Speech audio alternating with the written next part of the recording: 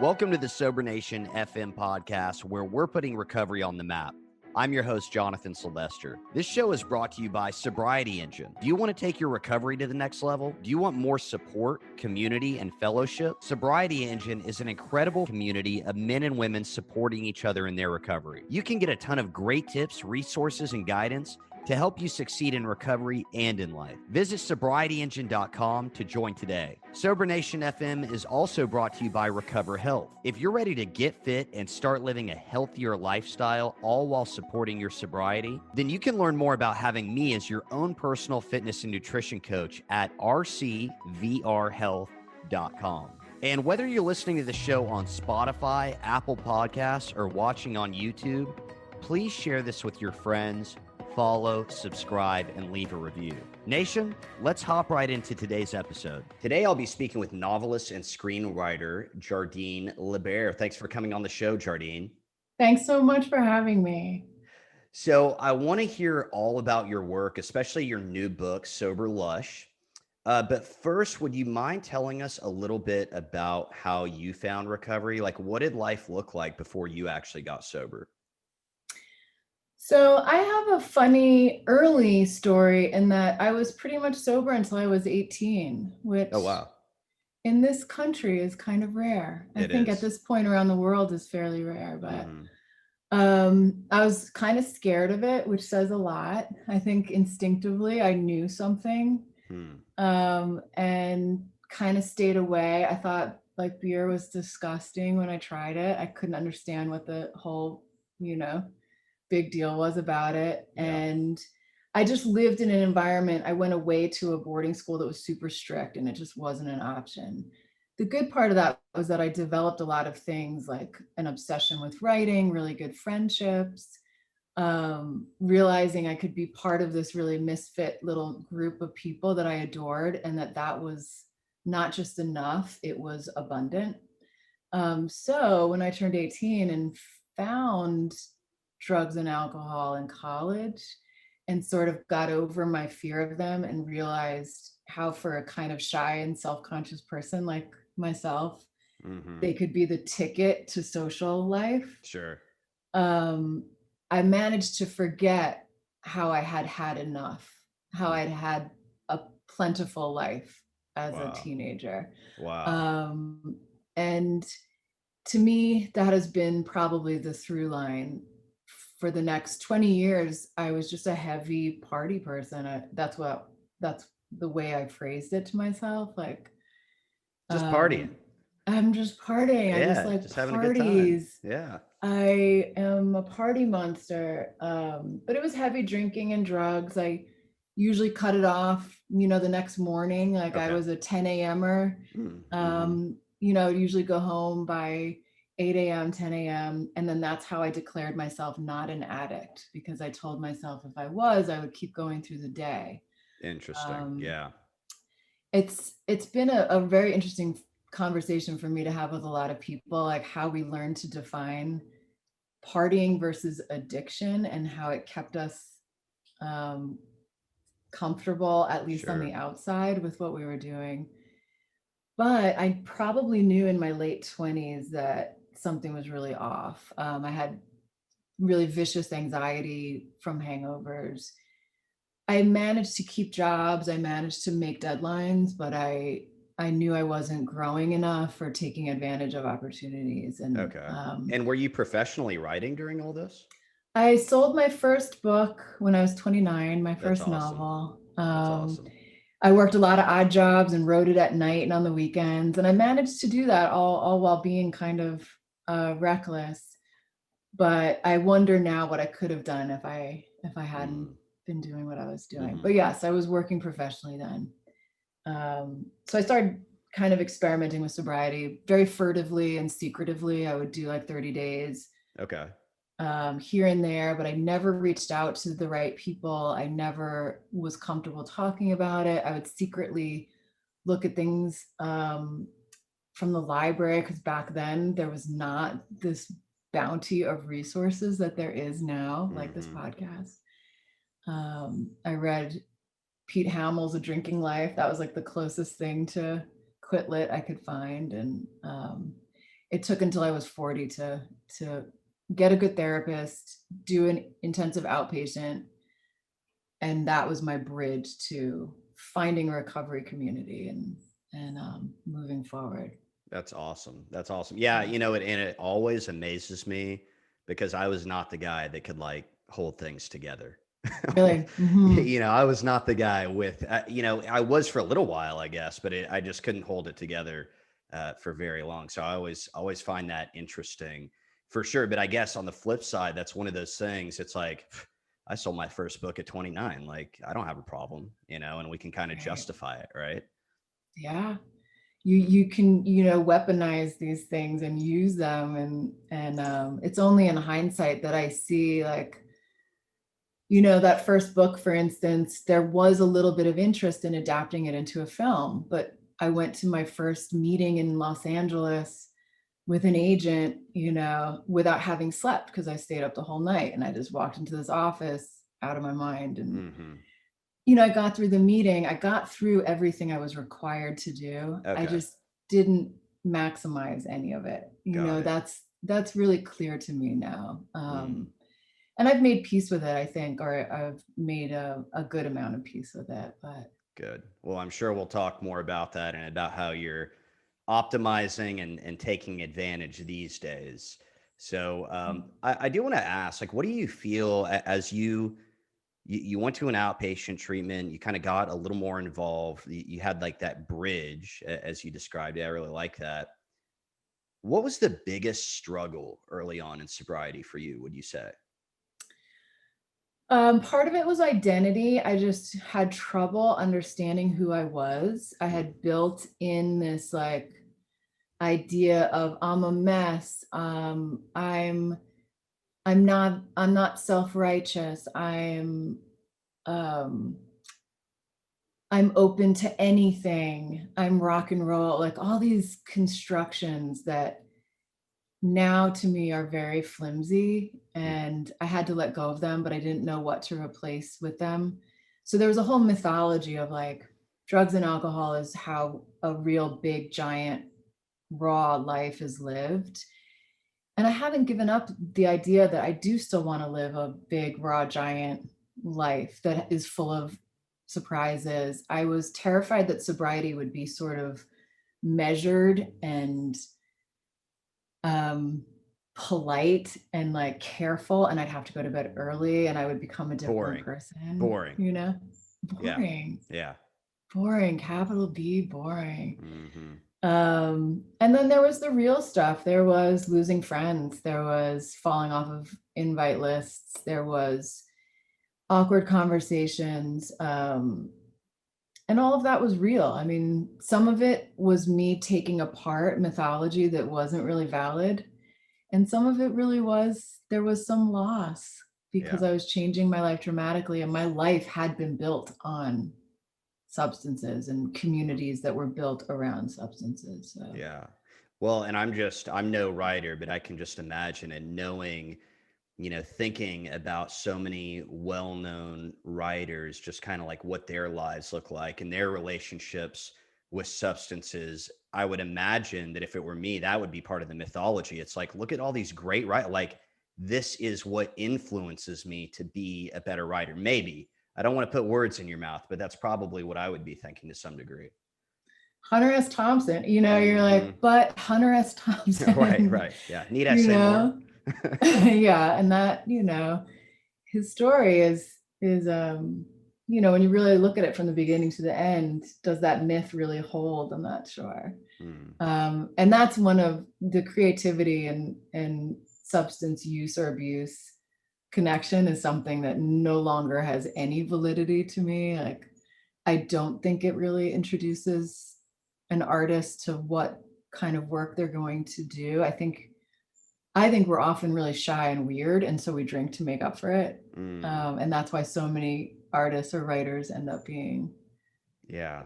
in a That situation makes a where lot they of sense. probably should be sober. Yeah, that makes a lot of sense to me. And I certainly want to ask you more about that. And I appreciate you just being honest about, and I think you described it a lot like I probably would have described it, like figuring out who I am, like what was going on early in sobriety, figuring out like who the hell am I, But I appreciate the honesty just in saying, like, especially for some people that might be new to sobriety that are listening to this or watching it, like there was some loss. Like, I think that's just part of the journey, and there probably should be. I mean, to be honest, there were a lot of people that I just shouldn't have been around, and like we just didn't even click. Like we weren't even on the same path in life.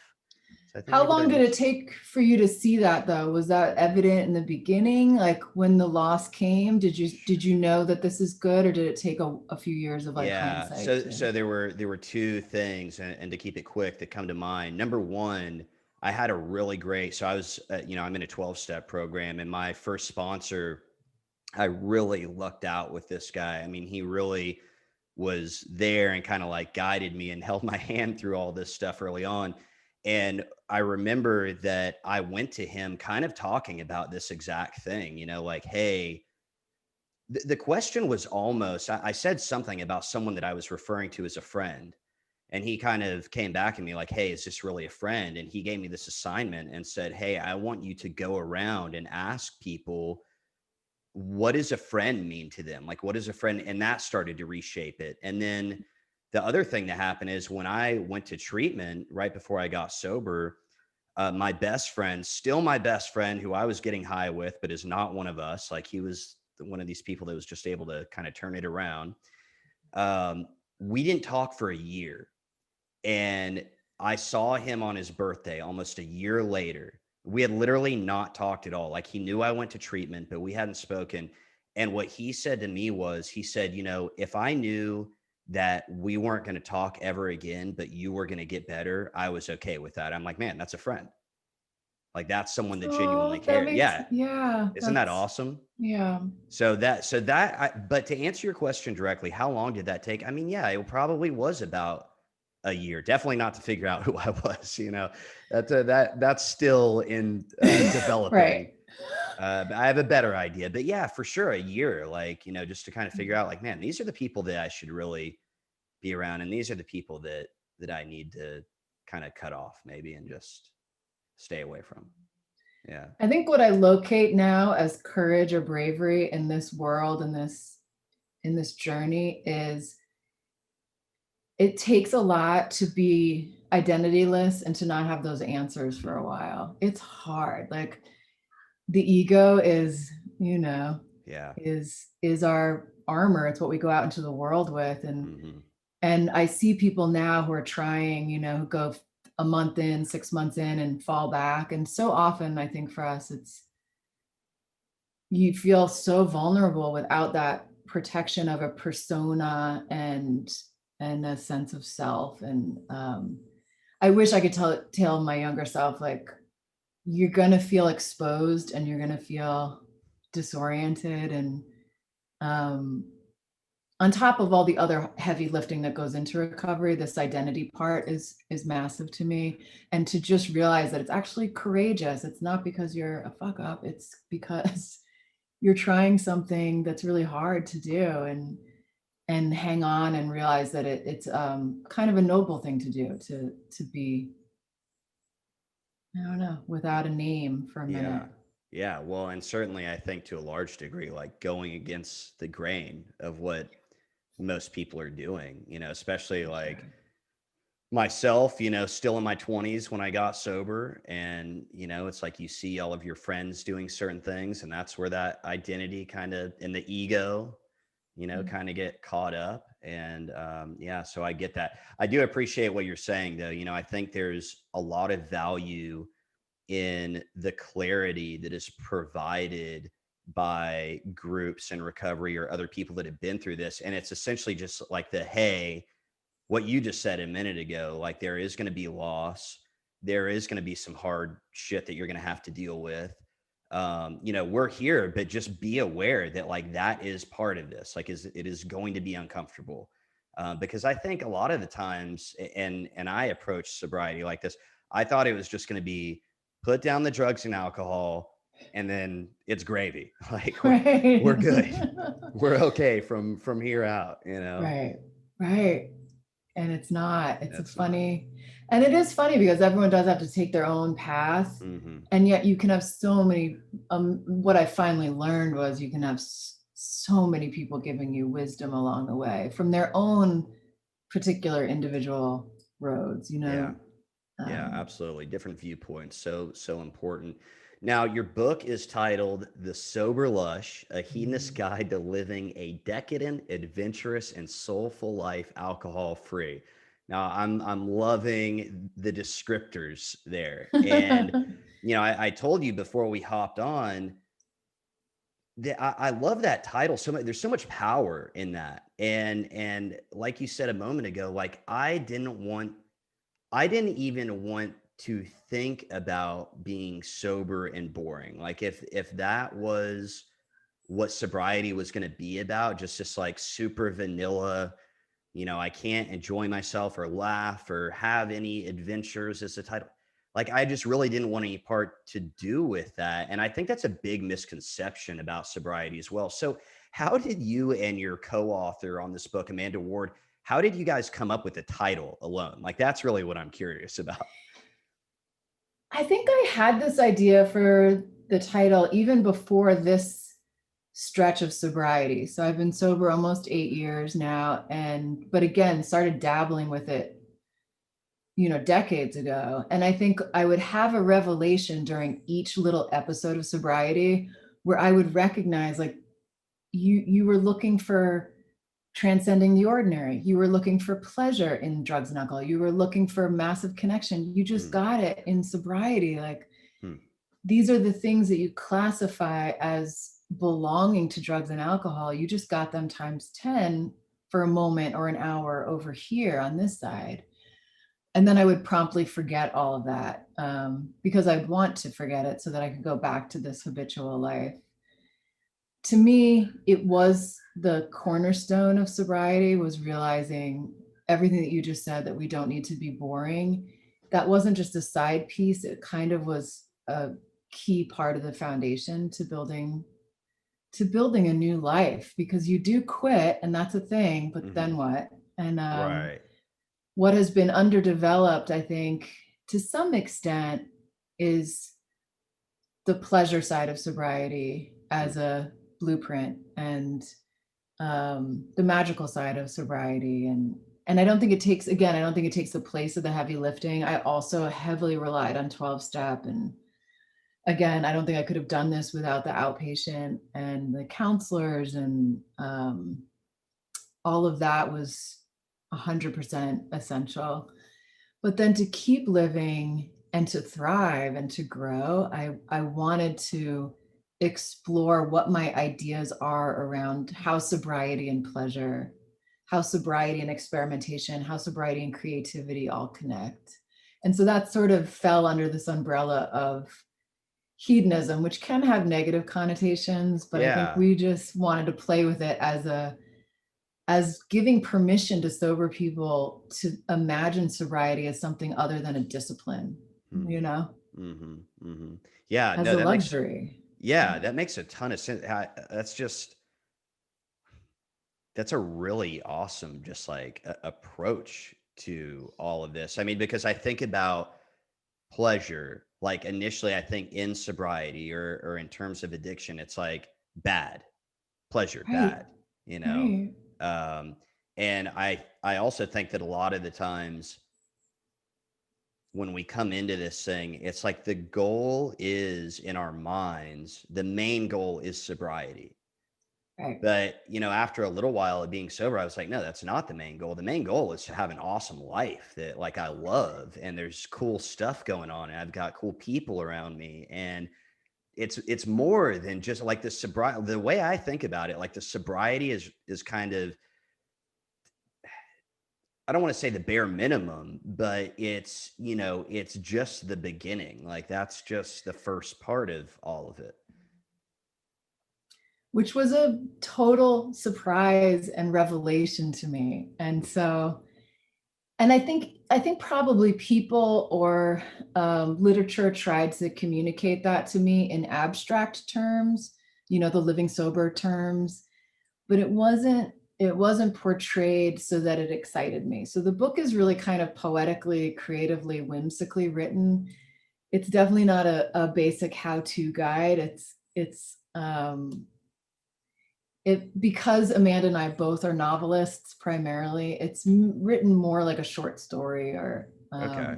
something to kind of give you a luscious sense of what we've found as a new landscape, to kind of paint a portrait. And because I don't think I believed it even when I heard it in the abstract, like your life can be bigger, your life can be transcendent.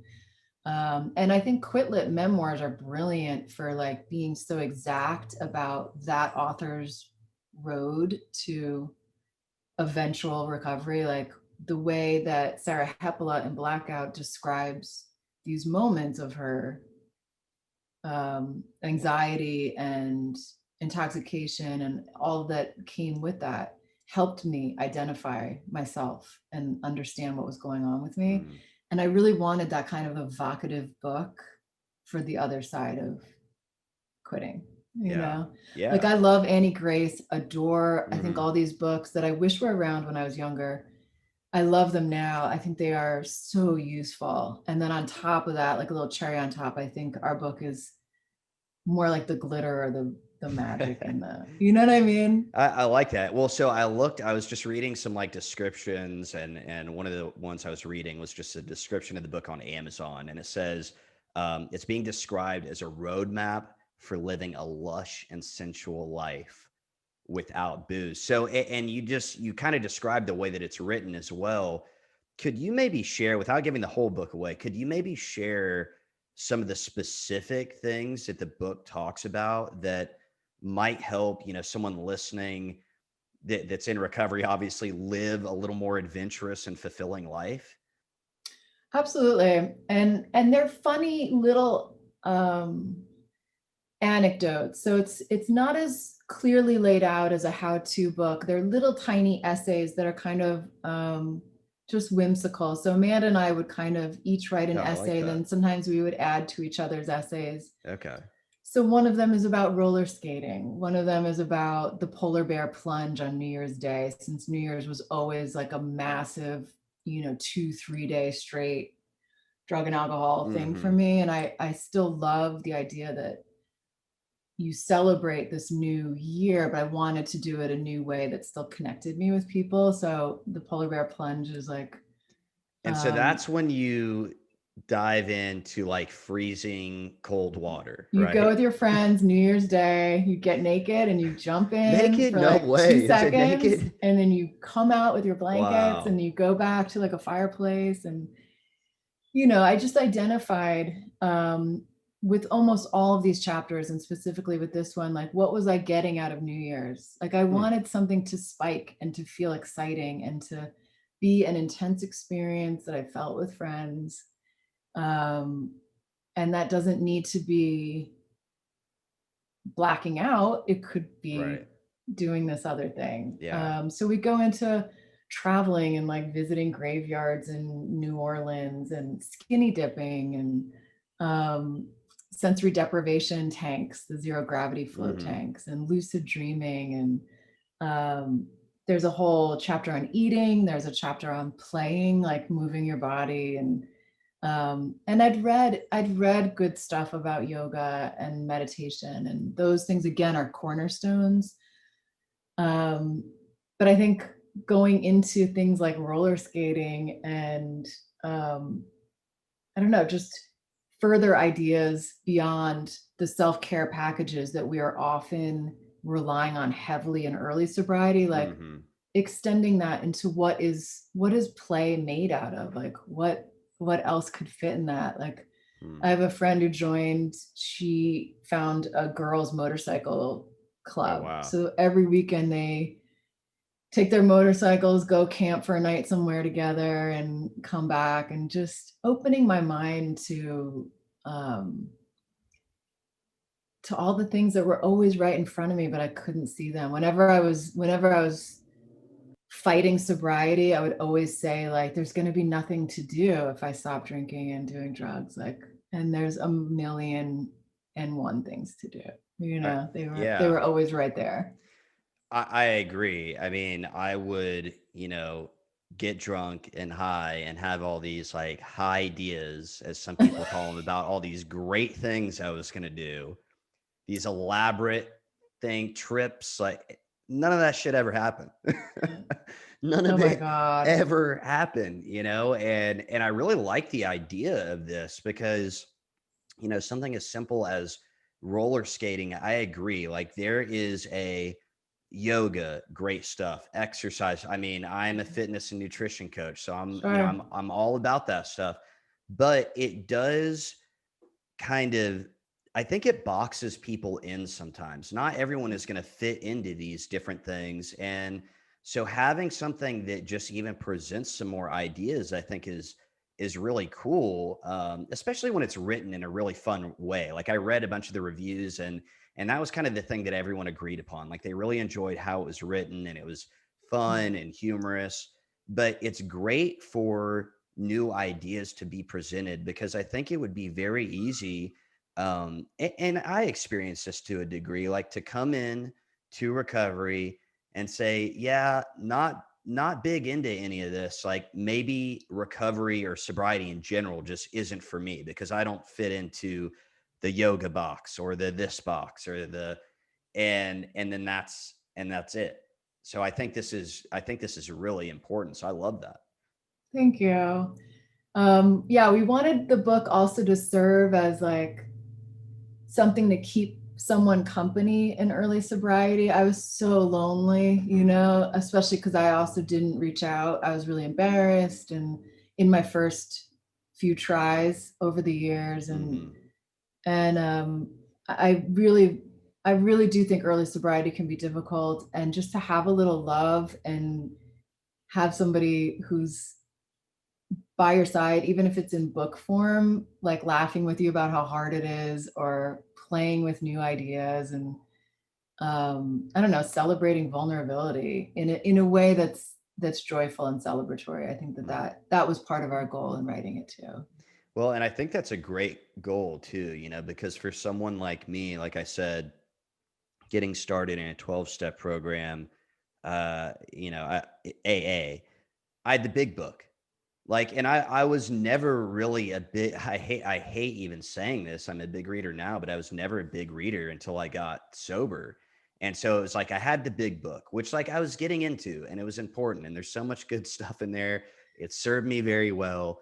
But I almost wish I'd had something else to be like something a little more fun that was recovery related to a degree that I could, that might be introducing some different and definitely more like modern ideas. I mean, that like, when Right. there's a dictionary to go along with Right. this book written way back in the day, sometimes it's helpful to have something, a little more fun and a little more modern there. So I think that's a great idea, like just something to kind of accompany someone early in recovery. That's an awesome idea. Yeah. And it's written that way too. So it's not really a linear book. It's little tiny chapters that you can kind of dip into and there's those days when you just lose the sparkle and lose the drive, and it's nice to have a mosaic of tools, whether it be a podcast or a Mm, book or a friend to call that just can give you that little thing that gets you through that day. I think I it's agree. I it's really agree. lovely. Now, you touched on this a moment ago, just in terms of how your creativity and your sobriety are linked together, and I think you even just said that that's part of what the book was about, was really to kind of dive into this. I'm guessing for others, but probably you realize some things about yourself in the whole process and writing of this book. So, how would you say that those two are linked today? I mean, I've been so much more productive, like the example of having gotten a meeting when I was, you know, having just published my first novel and I got my first meeting with a film agent. I got through the meeting, but nothing happened. The agent didn't represent me. I had a lot of those situations where I kind of treaded water and published a few more books. But since I've become sober, I have invested so deeply, published more than I did in these few years than I did in the rest of my life. Um, have sold TV shows, had my first movie made and got to be on set and watch it happen.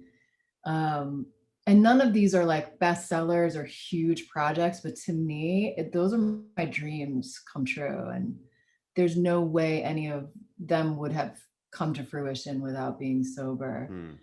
To me, writing is about being vulnerable and taking chances, which when I have a devastated nervous system from drugs and alcohol constantly, that's just not going to happen very often. I'm going to be safer and more careful, more nervous. And writing is also about momentum. So the fact that I can count on myself every day, not to write well, but to sit down, I could not come close to doing that back in the day. You know, I could get 2 days out of a week, maybe, you know, and it's not that I was drunk all the time and couldn't write. It's that I was constantly slowing down and interrupting the creative process by these devastating nights that would, you know, kill me for another day or two. And especially as I got older, they took such, you know, a big night would just take such a chunk out of my soul.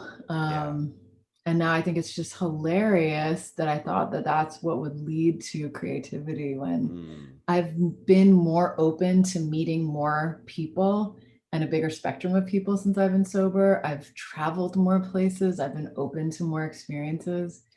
I thought I was living in an extreme way and seeing crazy things by going out at night. And like, you do, of course, if you get into certain underworlds, you're going to see and meet certain kinds of experiences in people, and they can be, you know, fascinating and intriguing to an extent. And then after a while, I'm like, I think this is the same exact night and the same people over and over and over again, even though they have different faces and it's a different dive bar, but it gets very repetitive. So sobriety has just let me be more of the explorer that I always wanted to be. And that's the direct link to creativity. It was extreme behavior as I thought it had been. I really like that. Makes sense. Yeah, no, it makes a ton of sense. And so I want to ask directly, I mean, the book is all about being a hedonist, right? Like someone that's seeking pleasure. So how do you do that specifically? If you could share some stuff. I mean, I think you maybe shared a couple little tidbits there. And just, what does that look like? I think both Amanda and I, we really bonded. She had just gotten sober when we were introduced. We were introduced because we were both novelists who were sober, and she had done that thing running into this brick wall of quitting a bunch of times and not being able to see her way through because of not being able to lay out a sober identity path that looked good. So we met and we immediately started talking about creativity and sobriety. And we really bonded over the fact that what was going to work for us was dissecting the things we thought we wanted from drugs and alcohol. So pleasure is the big umbrella, but then dissecting pleasure to me is writing and completing something. Pleasure is also bonding with people. Pleasure definitely is travel. We have a chapter called Divine Transgressions, because hedonism to me also means being delivered from the ordinary. I think that's somewhere in its many definitions, which I love. Like, I don't want to live the same day over and over, and I don't want to be 9 to 5, and I don't want to, I want, I mean, it was one of the things that I used to be able to do with drugs and alcohol. I could kind of press that button and explode the day and night. You know, they would be fractured, and I wouldn't know what would happen next. You know, I'd be on some kind of an adventure, and I still want to do that. And so Divine Transgressions is simply about doing things like staying up all night sober. You know, I was at a writer's residency and there was a painter who was there, and he would stay up all night just to paint the sunrise. Wow. And because his mind would be a little bit altered just from having been awake all night walking in the woods. And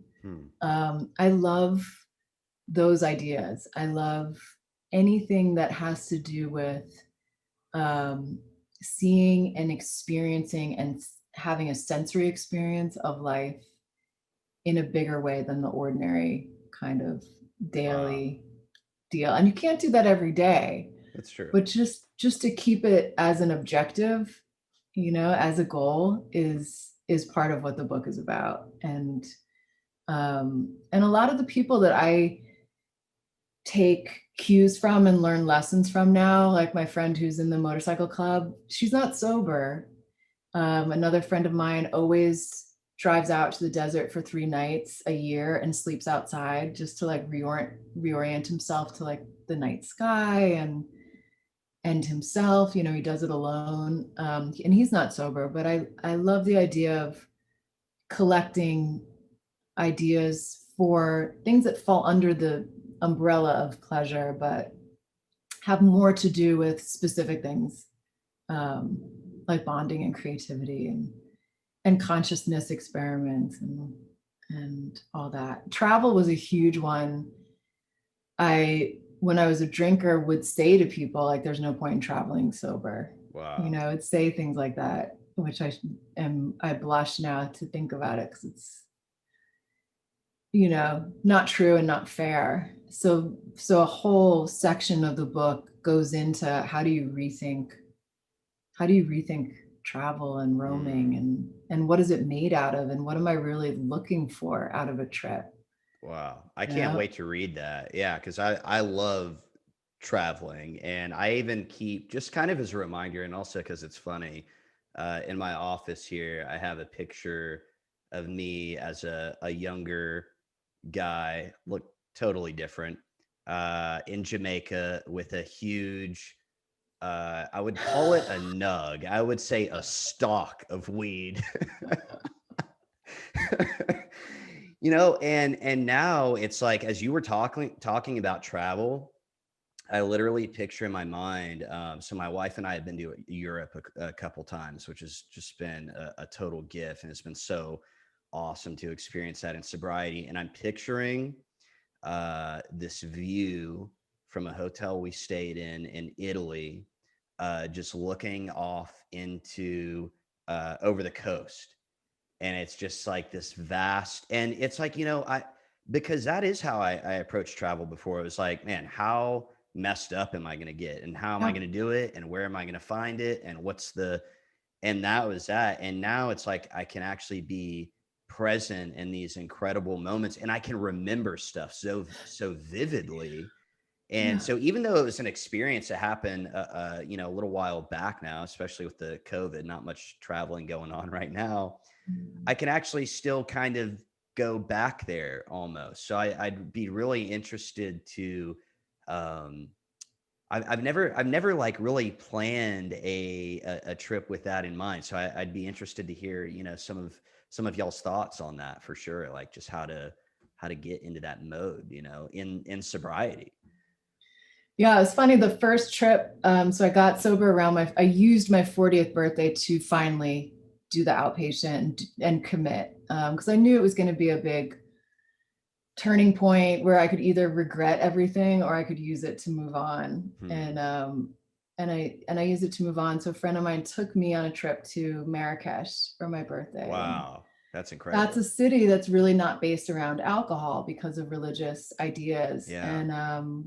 And the culture there is just not about alcohol. So we hiked a lot. We had a cooking class in an old almond factory where we learned how to make tagines, and a fisherman brought fresh fish for us to cook. And we ate elaborately and decadently, and we're exhausted by 9 p.m. and went to sleep because we got up early. And the whole trip, she'd been sober for longer. And the whole trip was just about this gorgeous place, and it just made it seem so much more ridiculous that I ever thought you couldn't travel without drinking. It's more like you can't travel and drink the way I did because you're forfeiting 98% of what you came to see and do. Absolutely. I mean, you mentioned just getting up early. I mean, I like, I'm thinking back to that trip in Jamaica. I'm sure I slept half the days, just not even being able to enjoy that. And, before we hopped on to do this interview, I was thinking about, what really brings me pleasure. And there's there's some little everyday things, kind of like you talked about, like writing something and finishing it, or, completing tasks is, it's simple, but I mean, it is something, because I didn't do that before I got sober. I didn't complete things, me personally. But definitely the travel, I would say, like that's like the biggest thing that has brought me so, and going on adventures and getting out of my comfort zone, I think is really what it comes down to in a really large part for me. Oh, that rings a bell for me too. And that is a funny parallel to writing, because again, I think good writing, good art, good career moves are about taking chances and being vulnerable and getting out of your comfort zone. And I think being healthier and having better mental health and like a very calmed and cared for nervous system allows me to do all of it, Yeah.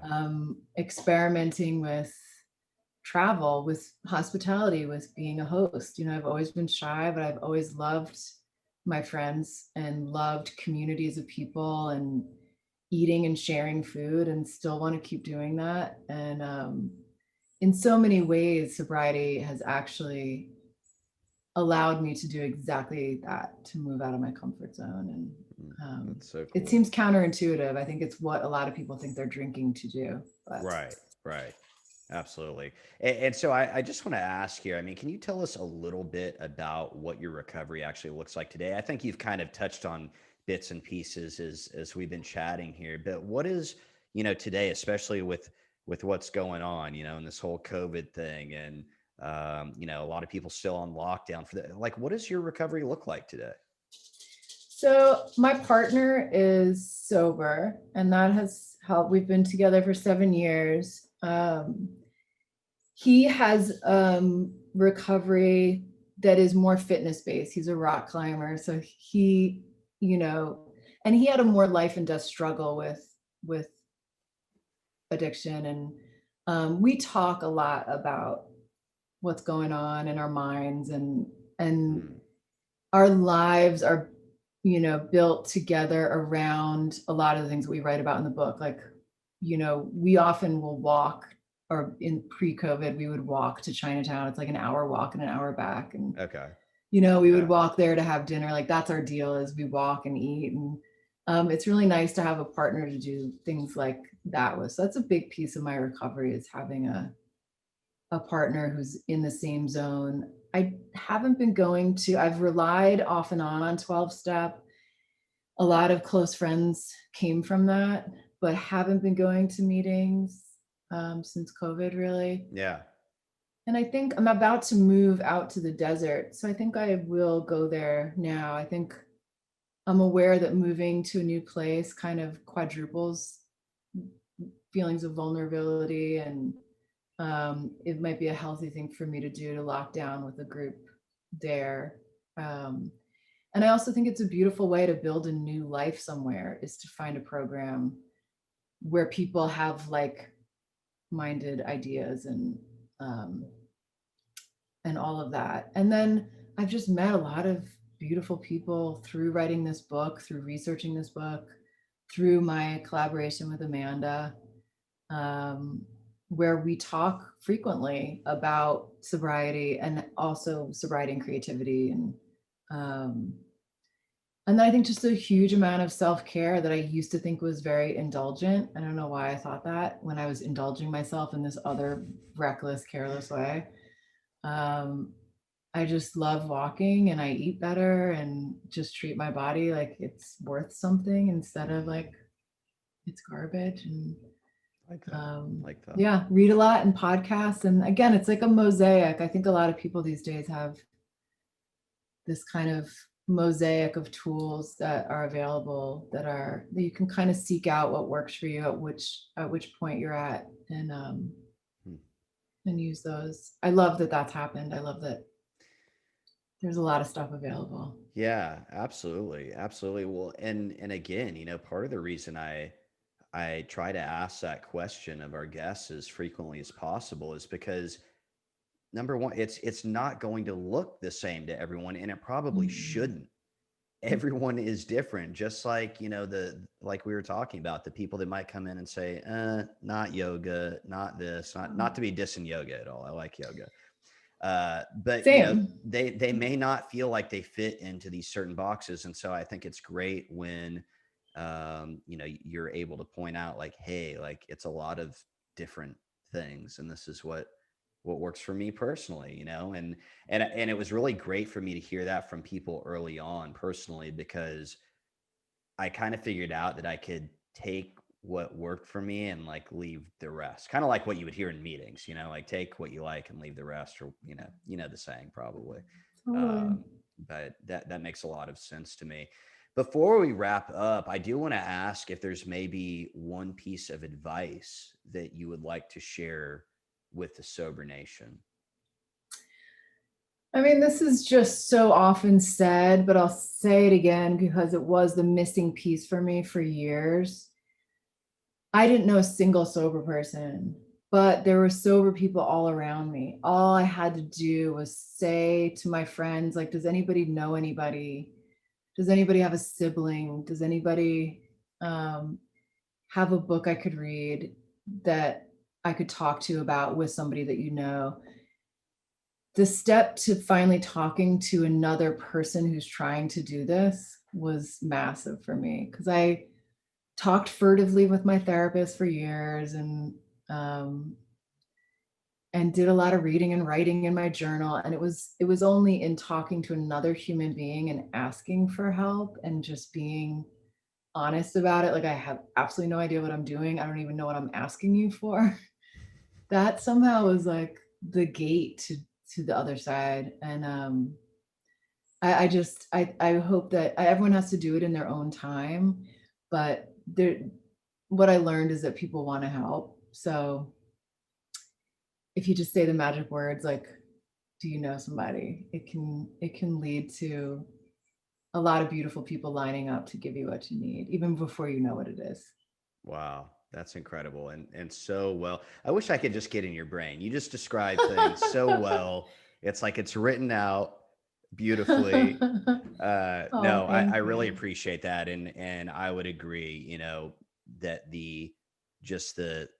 saying, do you know someone, or I'm struggling, just voicing it, like that's so important. And I think takes a lot of the power out of what we're dealing with. And I really like how you said that I didn't know, I needed to reach out because I did not know what was going on. Like, yeah, I was doing a lot of drugs and drinking a lot, but that was just part of it.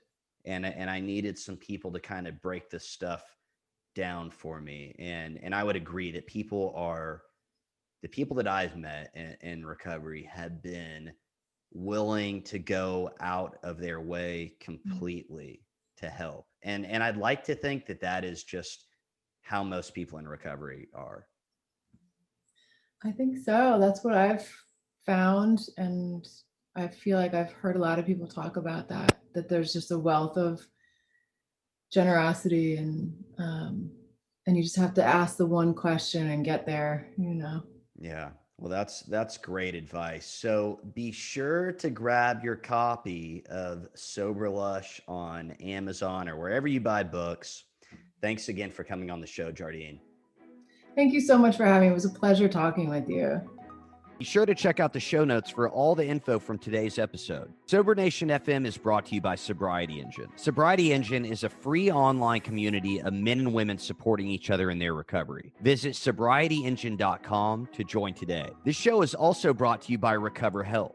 If you're ready to get fit and start living a healthier lifestyle while supporting your sobriety, you can learn more about having me as your own personal fitness and nutrition coach at rcvrhealth.com. And again, whether you're listening to the show on Spotify, Apple Podcasts, or watching on YouTube, please share this with your friends, follow, subscribe, and leave us a review. Nation, thanks for tuning in, and I'll see you next time.